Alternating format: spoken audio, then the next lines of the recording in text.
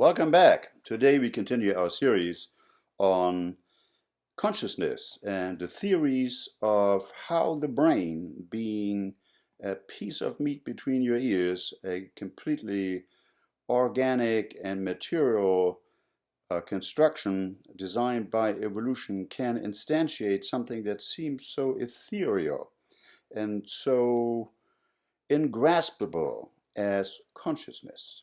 Now, in the first slide, you see two theories we have already discussed, namely the global workspace of information theory, where we saw that an incoming stimulus has to be broadcast through wider networks, including frontal areas of the brain, in order, according to the theory, to become conscious.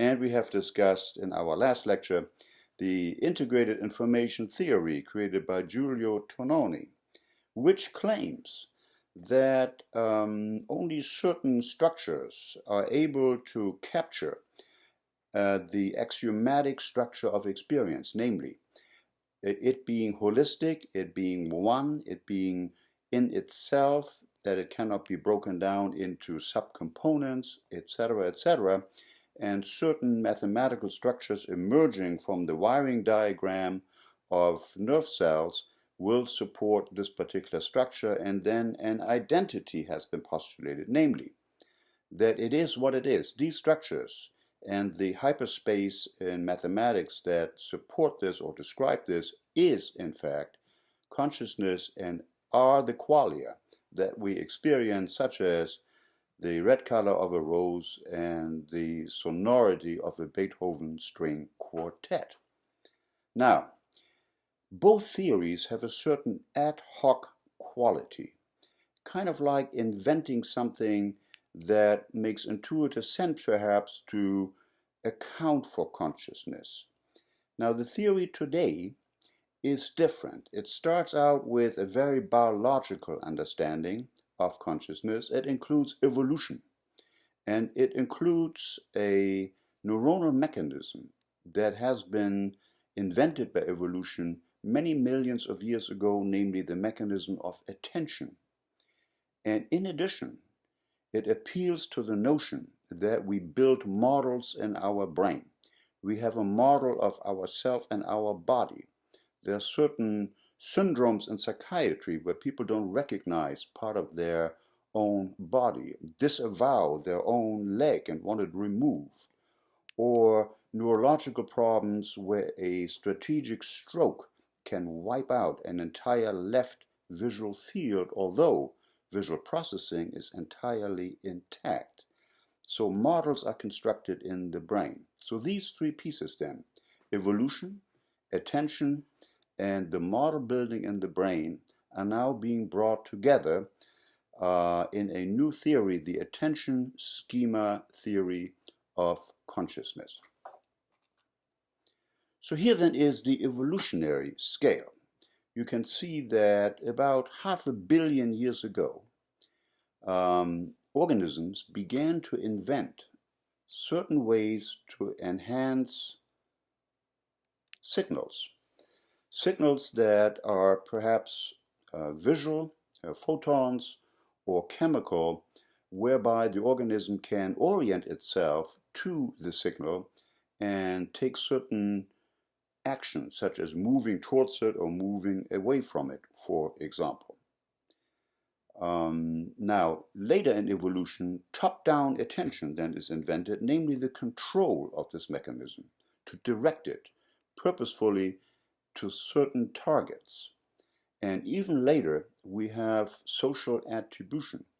If I'm aware of something and pay attention to something, I want to know what you are paying attention to, and that then would be the social aspect. And even later, perhaps a self-awareness and what we now call consciousness. So here then is the Cambrian explosion. About 500 million years ago, there was a big bang in evolution.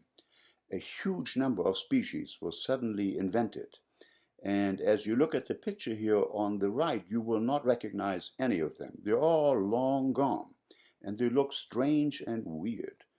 The one that's still around perhaps is the Hydra, a simple organism that lives in the water, but all this explosion has been reduced suddenly by what you know as the big impact of an asteroid about 65 million years ago or so. And this asteroid killed most of life on Earth, and what was left and what emerged, among others, are the mammals. And the mammals, of course, is the group of creatures that we belong to. So the hominids evolved, of course, from our early mammalian ancestors. Now here you see a theory of when attention was used and hijacked for higher purposes. So attention began then with selective amplification of a sensory signal, a very simple and easily to understand mechanism. There's nothing magic here.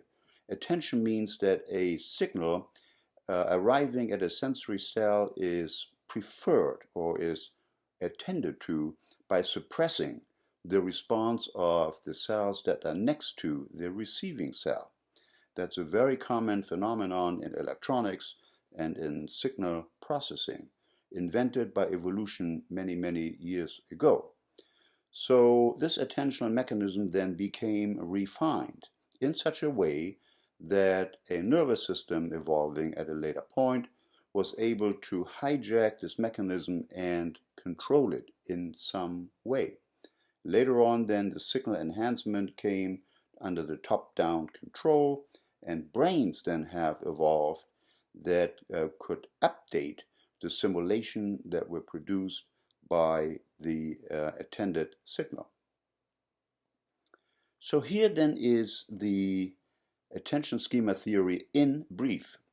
The gentleman here, or the robot, as we will come to see later, is looking at an apple, and he has the capacity to portray the apple. He has photoreceptors, and he has a storage mechanism to capture the light from the apple. However, if you ask the robot, what did you see, he will not answer you. He has no way of processing this. You need two additional pieces, namely, you need a sense of self. The robot needs to construct a model of who he is, a maybe biographical history, a model of the body that he has, and maybe a model of his environment in order to address any interaction that he might have with perceived stimuli.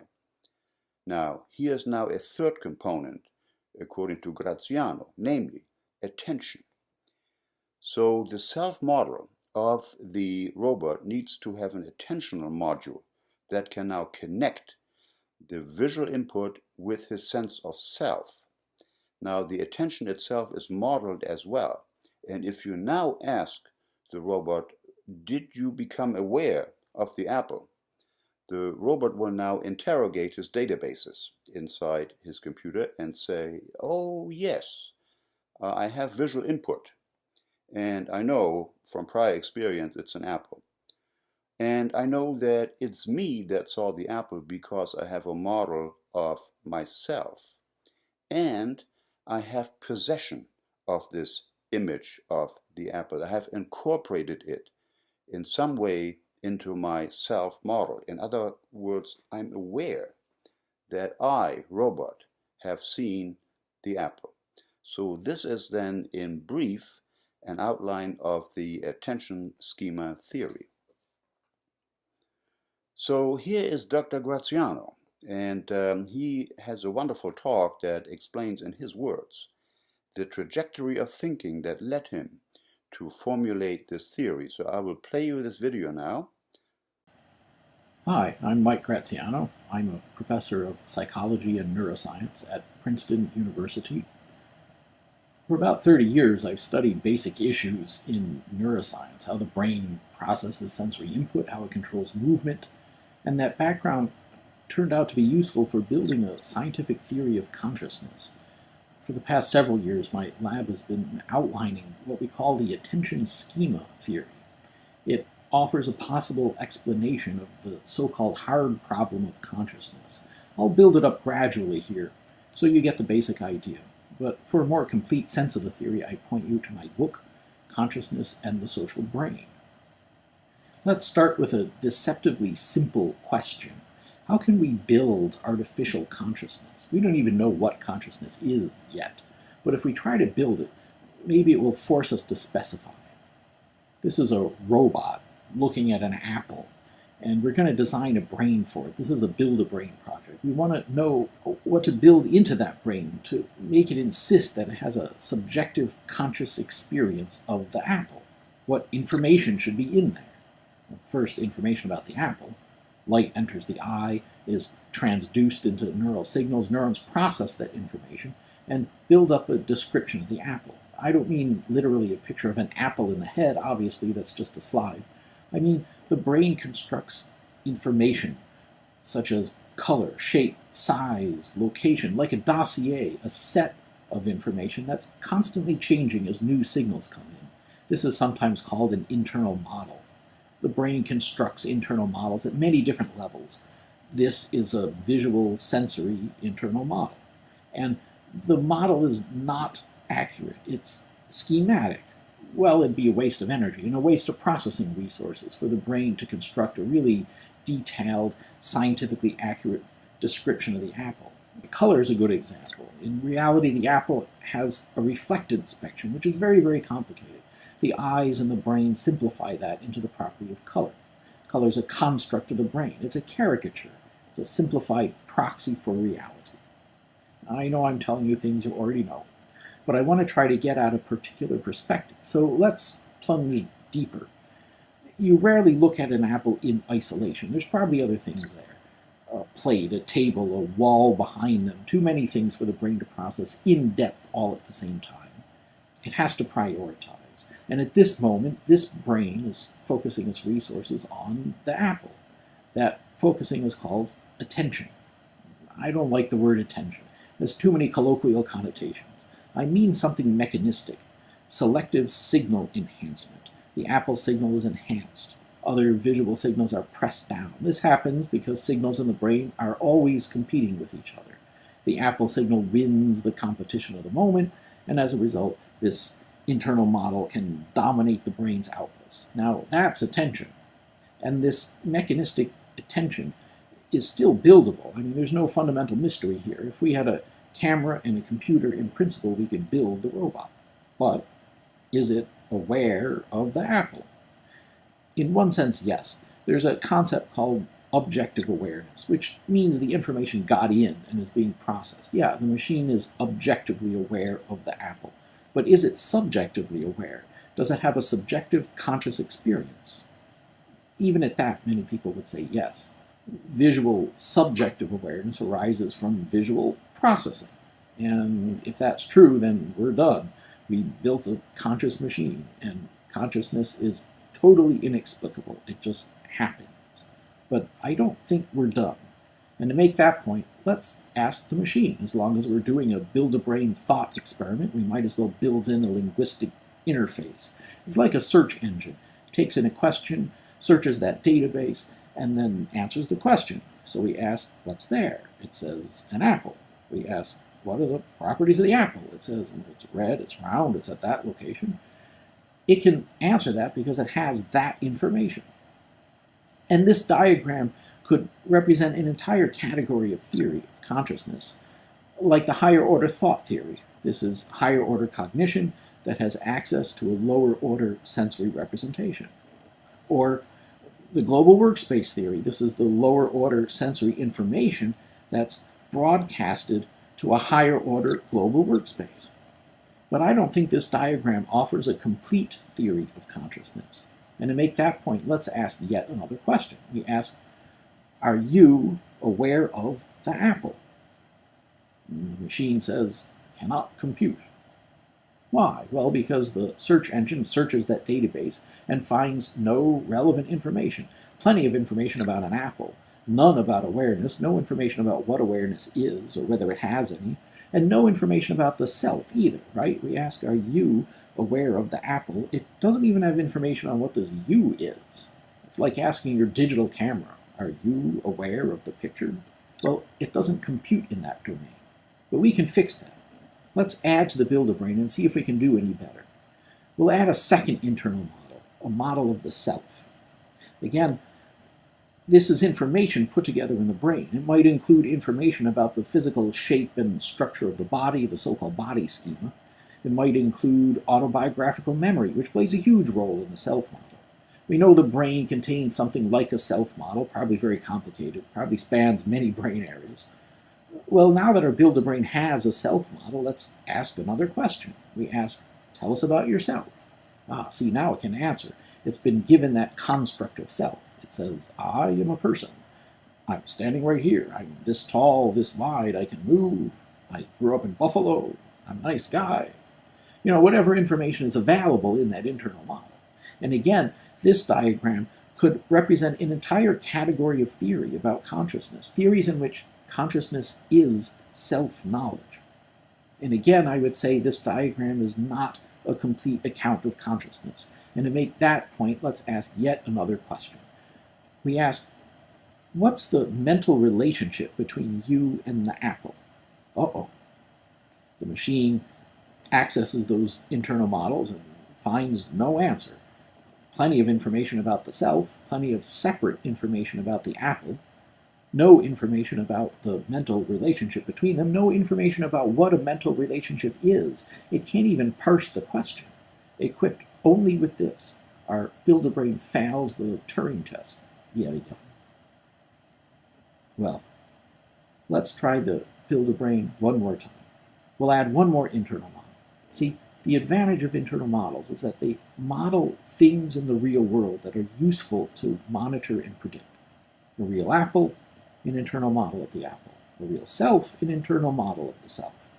But there's a third component to this scene that's less concrete, it's more intangible. It's the computational relationship between the self and the apple. It's focusing resources on the apple. It's attending to the apple. So why not include an internal model of that intangible third component to the scene? What kind of information would be contained in an internal model of attention? How would it describe attention? Presumably, like the internal model of the apple, it would describe useful, functional, abstracted properties, not microscopic details. It might describe attention as a mental possession of something. Or it might describe attention as something that empowers me to react, definitely a property of attention. It might describe attention as something located inside me. And it might describe many other abstracted properties of attention. But this internal model would not contain information about neurons or synapses, competing electrochemical signals, the nuts and bolts that the brain doesn't need to know about. This internal model would be silent on the physical mechanisms of attention. Now let's ask the machine some questions. We ask, what's the mental relationship between you and the apple? The machine reports the available information. It says, I have a mental possession of the apple. That's interesting. We probe deeper. We ask, tell us more about this mental possession. What are its physical properties? Well, first we ask, do you know what physical properties are? And the machine says, yes. It can say that because it has a body schema that describes the physical body, and it has an internal model of an apple that describes a physical object. So it says, yes, I know what physical attributes are. But my mental possession of the apple, the mental possession, in and of itself, has no physically describable properties. It's a non-physical essence. In that sense, it's metaphysical. But it does have a physical location. It's located inside me. It's a part of me. Like my arms and legs are physical parts of me, I also have a metaphysical part. It's the part that has a mental grasp of things. It's subjective in the sense that I'm the subject. It's my subjective mental possession of things that empowers me to react to things, and it empowers me to remember things so I can choose to react to them later. It's my consciousness of things. Well, that's what the machine's saying. It's saying it's consciousness. We built a machine that claims to have consciousness. And the consciousness it claims to have is very similar to the consciousness all of us claim to have. Well, we push the machine a little harder. We say, yeah, but come on, you're just a machine. And you're saying all that because that's the information in your internal models. Of course, you're going to spew out all that information. Well, the machine accesses its internal models and it finds nothing that matches that description, right? Its internal models don't describe how the machine actually works. So it says, no, what internal models? What information? What computation? No, it's all nonsense. No, simply there's a me, there's an apple, and I have a subjective awareness of the apple. You see, this theory explains why the brain is unlikely to believe the theory. The brain is captive to its own internal information. It's stuck in a logic loop. Well, the apple's a little bit limited, but the same logic could apply to anything. Awareness of a sound, awareness of a memory I might call to mind, self-awareness. This diagram shows how a brain could insist, I am aware of X. See, it's possible to build a brain that insists on anything you like. You could build a brain that insists that it's a cosmic squirrel instead of a brain. All you have to do is build in the right packet of information and build it into the right place in a fundamental low-level representation, beneath the level of high-order cognition, beneath the level of language, but with cognitive access to it. And this internal model of attention, this attention schema, is the right packet of information to make this machine insist that it has a hard problem of consciousness. Well, so far the theory sounds very cognitive. The brain insists, the brain reports verbally, but the theory still works even without that cognitive linguistic layer. Remember, we added that layer in order to be able to query the machine just for convenience. But suppose you're a rat. You're a rat. You lack well, you probably have some cognition, you lack language, but you still have these internal models. These are fundamental, low-level representations of important things, representations of self, representations of items in the world, and a representation of that ever-present process of attention, the relationship between the two. You need these representations in order to navigate your world. In this theory, the brain constructs an overarching internal model, a simulation of its world. And in that simulation, you are conscious of stuff. And the brain can construct this simulation under the surface of high-level cognition, under the surface of language. Even if it's a rat brain, it can still construct this simulation, even though it lacks the sophistication to cogitate about it or talk about it. Welcome back from Dr. Graziano's video. I want to highlight the issue of model building in the brain through an example from neurology. It's the syndrome of Hemi neglect. If you have a stroke in the right temporal parietal junction, an area which we will discuss shortly because a study done by Dr. Graziano highlights this, if you have a stroke in that area, you become unaware of the left side of your visual field. It's not that you are blind. No, the visual system is working just fine and the signals all arrive at the visual cortex and are processed appropriately. But the awareness that you have seen the left side of the visual field is gone. So if you ask a patient like that to draw the face of a clock, this is the kind of face that you will get. All the numbers are bunched on the right side and the left side is empty. If you confront the patient with that, he will express a total lack of understanding. To him, this looks perfectly okay. Here are other examples. Again, the clock drawing test where the left visual field is not present, or the drawing of a house where the left side of the house is missing.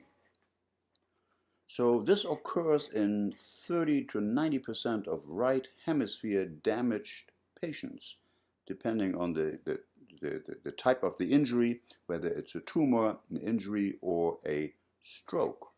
It occurs much less frequently in left hemisphere lesions of the temporal parietal junction.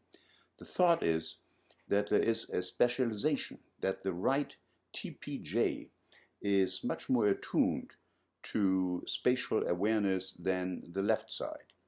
There are other examples, of course, of hemispheric specialization, such as language, which is typically on the left side of the brain.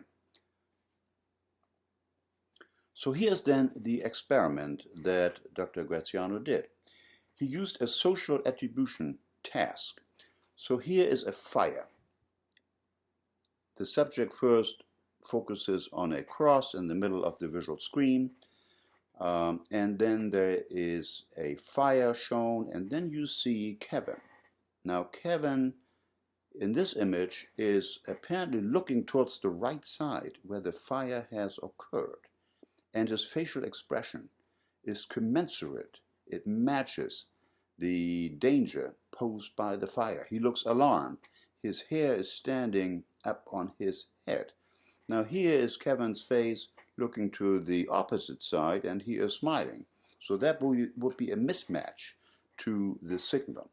So this then is a test of whether Kevin's facial expression displays awareness of the fire. Is he aware? Now, so you attribute, the human subject, attribute emotions and awareness to Kevin. So now I will study your brain. Does your brain respond to the different types of reactions that Kevin has shown to the danger? And I'll let you rate on a scale from 1 to 3 how much Kevin is aware of the danger. How much awareness will you attribute to him? And if his gaze, where he is looking, and his expression both match, the ratings are high. So human subjects will say, yes, Kevin was aware of the fire because he was looking in that direction and he looked alarmed. Now, if neither gaze, direction, nor expression match, then of course a low rating is given, only a 1. And then you have everything in between. So this is the test. And now you check where in the brain does this happen? Where is the circuitry that supports your attribution of a mental content to Kevin, who after all is just a cartoon? And here it is. It is the temporal parietal junction. So on the left hemisphere and here on the right hemisphere. This is the medial aspect of each hemisphere.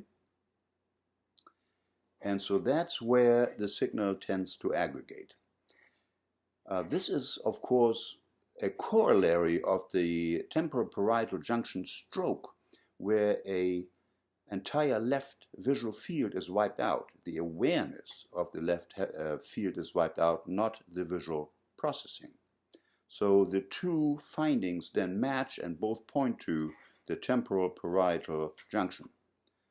And here you can see the time course of the bold signal, the MRI signal that measures blood flow. And you can see in the difficult trial here, where there is a mismatch, the TPJ on that side has to work much harder. The easy trial is the one where both gaze and expression on Kevin's face match the finding of the fire on one side. And here is the other side. So that then is the key result. Now the next step that the group took was to apply a transcranial magnetic pulse to that area which was most concerned with detecting the social attribution to Kevin. And let's see what happens as a result of that. You can see that when subjects are asked to detect a circle here as they fixate on a cross, they do not detect the circle as well as they did before they received the transcranial magnetic pulse. In other words, it's kind of like a brief artificial stroke that you give the patient to the temporal parietal junction, and you can show that visual awareness has been decreased on that side of the brain. corroborating then the idea that visual awareness is instantiated in a circuitry which might be localized mostly to the temporal parietal junction, not exclusively. Other brain areas will certainly be involved, but there is a hint then that specialized circuitry is involved in social attribution. Here is just an enhanced version of the slide, and in the next slide we talk about the theory of mind. Before Dr. Graziano got into this work, a group at Harvard, Dr. Sachs and Dr. Canwisher, already in 2003 studied brain areas that are involved in theory of mind. If I read you a story which is involved with the inner experiences of another person, and contrast that with a technical story about the wiring diagram in a computer, and I measure the difference, the temporal parietal region lights up, indicating that when you think about the inner experiences of another human being, you invoke the temporal parietal junction as that circuit that allows you to theorize or think about what might be going on in somebody else's mind. If you think about it, you know that you're conscious. You have no doubt about that. The thing that you are most familiar with in this universe is your own state of consciousness. In fact, that's all you know. The rest of your world knowledge is all obtained by inference. You acquire data and you draw inferences from what you acquired about the state of the world. The one thing that you seem to know for free, flat, without making any effort, is the experience of your own consciousness. So we are very busy all the time to theorize what is going on in my wife's head, in my son's head, in other people's head. Because for all we know, they may not really be conscious. They might be automata. They might be computers in some way. How do I know?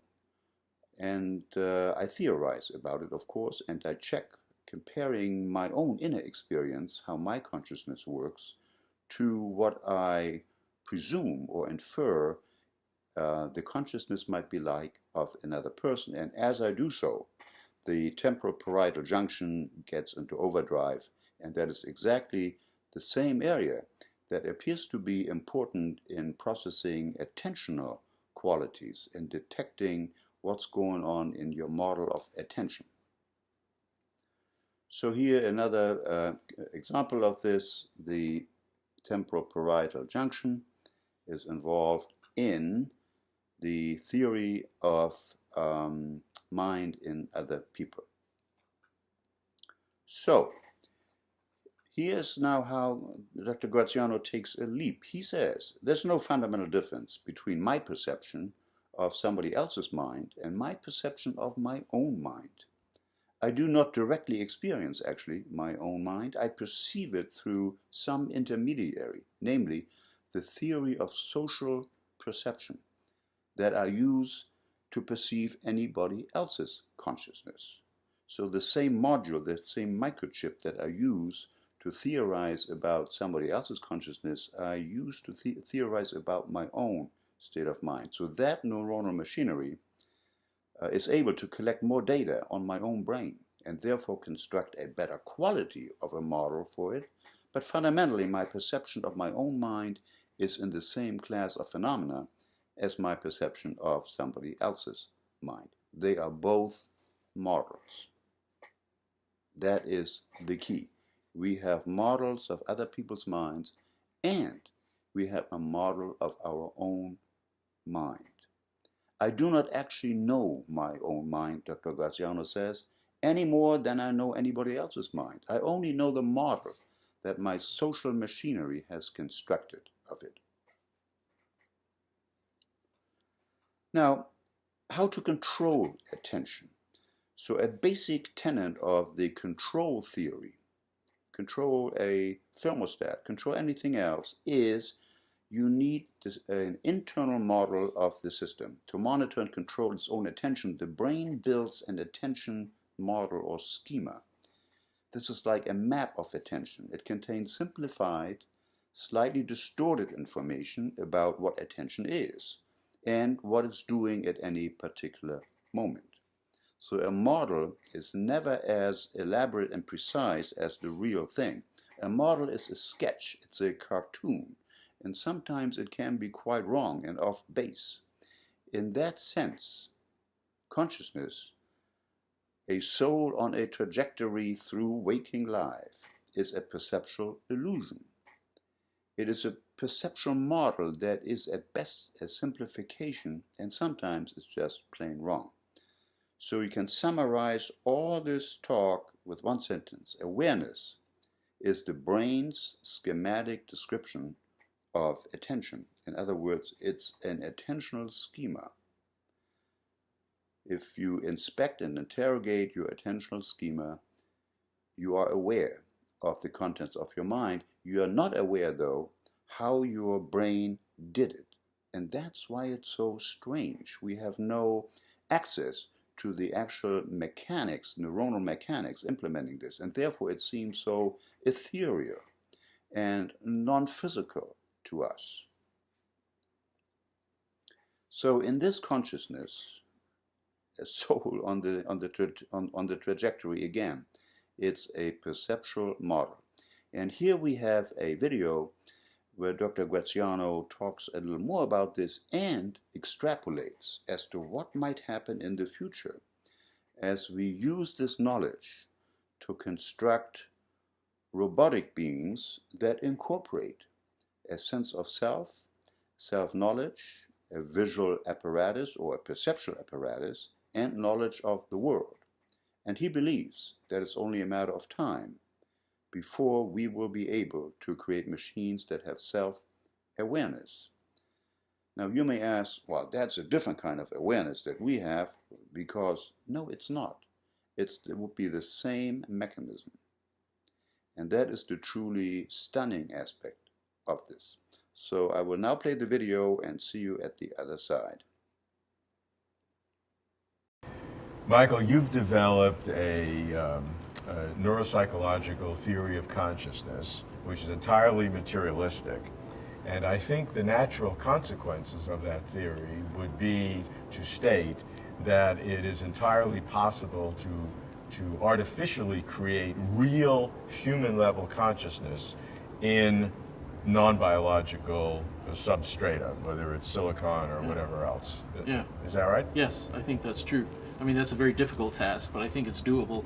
I think it's inevitable, given the way that computer technology is moving forward. I think there are two things that are advancing: computer technology and the ability to scan brains at very high resolution. Mm-hmm. And you put those two together, and you look 50, 100, or 150 years in the future. Right. Give and take as much time as you want. We're talking about yes. in principle. Yeah, in principle. Can you do it? And I would have to say, it's not that you think, you would have to say, you're sure. So is there any doubt, if it turned out to be impossible to recreate human consciousness in non-biological material, what would be the obstacle? I don't think there is a theoretical obstacle. I think it can happen, it will happen, unless some disaster befalls us before then. It's inevitable. This is going to happen, and it's going to happen sooner than most people realize. One of the problems is, how will we know it happened? Right. Well, one of the issues of consciousness is, I don't know if you're conscious. Right. You don't know if I'm conscious.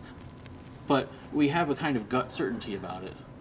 And I think this is because consciousness, awareness is so much of an attribution. It's a social attribution. And when you build a robot that acts like it's conscious and can talk about its own awareness and understands that other people are conscious and we interact with it, we will inevitably have that social perception, that gut feeling.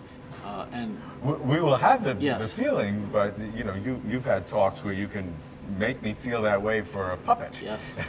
So, and the puppet doesn't have consciousness. Well, the puppet can't attribute it to itself.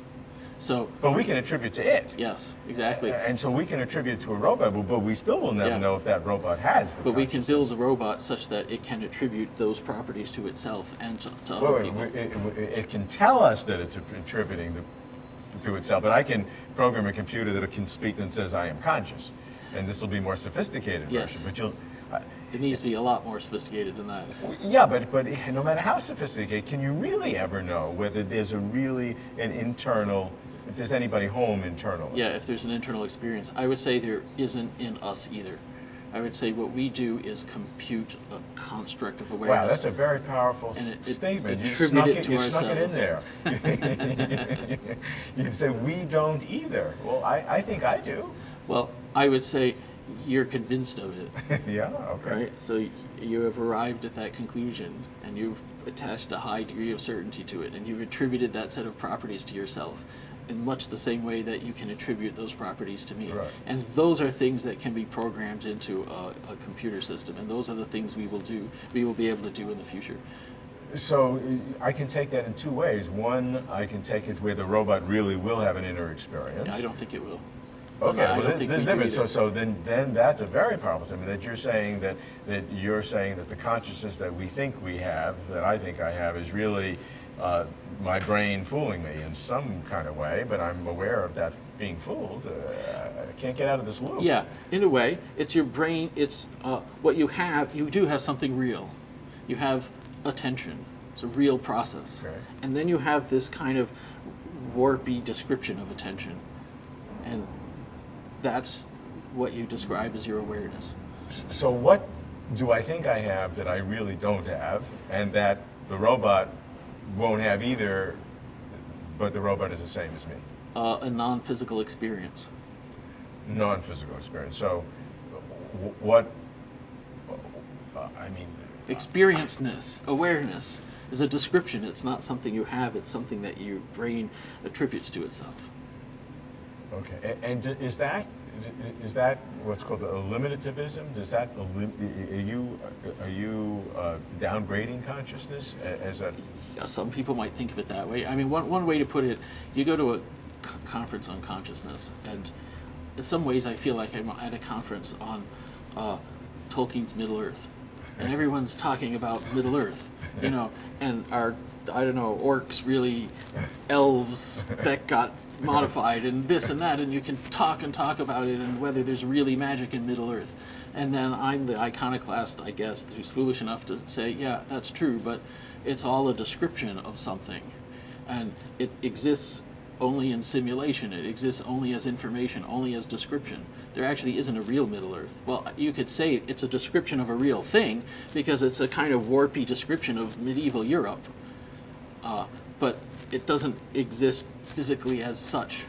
And this is very much what I would say about awareness. This is why it will be possible to program them into computers, and when people interact with those computers, they will be absolutely certain that there's an aware being there. Okay, I can go with you that far, but let me ask you then this question. Would it then be possible, according to your understanding, Yeah. to upload Yes. my personality in its full sense in some Yes. future technology Yes. so that I think that I and my first person experience Yes. are living forever Yes. in a digital format? Yes, and I would say that's probably easier to do, because it's a lot easier to copy something than it is to engineer it from scratch.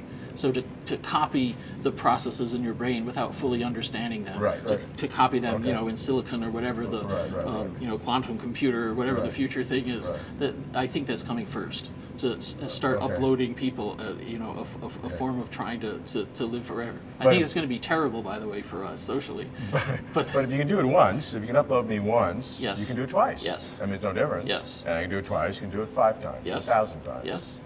And so each one will have the same inner experience that I have now? Yes, but you know, they'll branch off. Oh, it can get weirder because let's say we both. But there's a difference between being a clone, Yeah. where somebody, you take a cell of mine and it's like it's like a twin brother. Yeah. I mean, there's no conscious relationship. People don't understand what human cloning is. This is different, though. Yeah. I have a first person experience. Yeah. Talking to you, seeing Yeah. places and seeing Yeah. floor and all that. And if that's uploaded and multiplied multiple times, what's happening to my first-person experience? Well, each one will have its own first-person experience and believe that it is the real one. Okay, and I believe I'm the real, but I won't then have multiple No. ones. Each one will have their own. Yeah. Except for What's this. that sounds like a clone. That doesn't sound like it's uploading me. That's a big difference. Well, one way to put it is every morning you wake up as a physically different thing because there's But constant recycling. I still have the inner sense of unity. Yeah, well, those clones each will too, because they'll have all the same thoughts and memories and beliefs and so on. And then they'll be confronted with clones. Does this make you happy? No. Actually, one of the weirdest parts of it, let's say we both upload, you and me. Well, in the real world, we try to communicate, we have cell phones, but we can't plug our brains together through USB ports.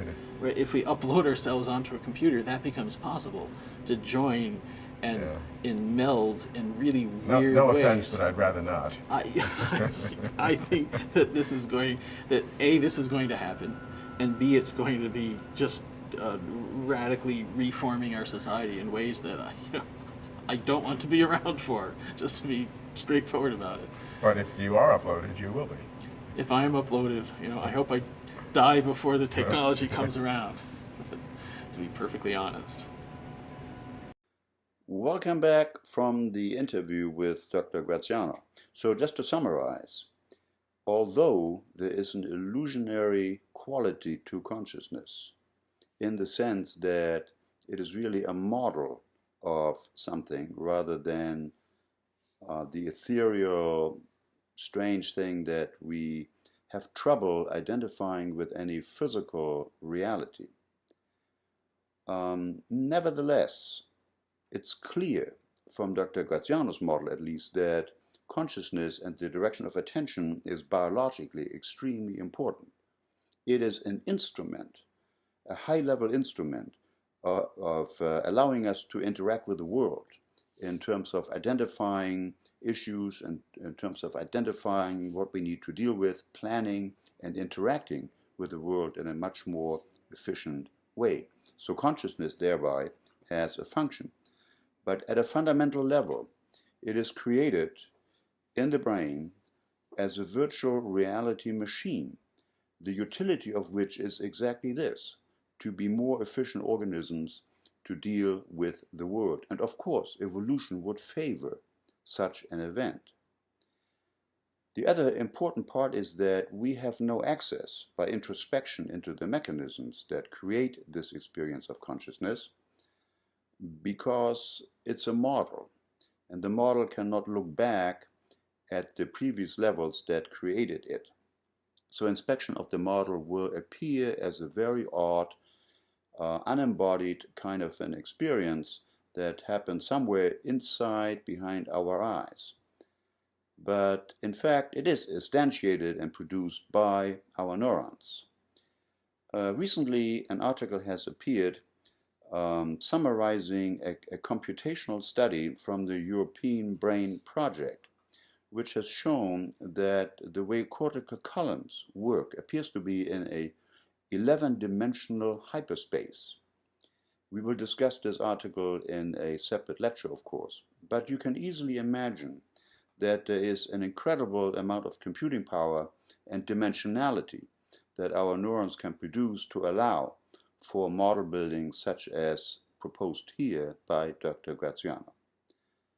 I hope you enjoyed this video, and we'll see you soon again for another talk here at Behavioral Health 2000.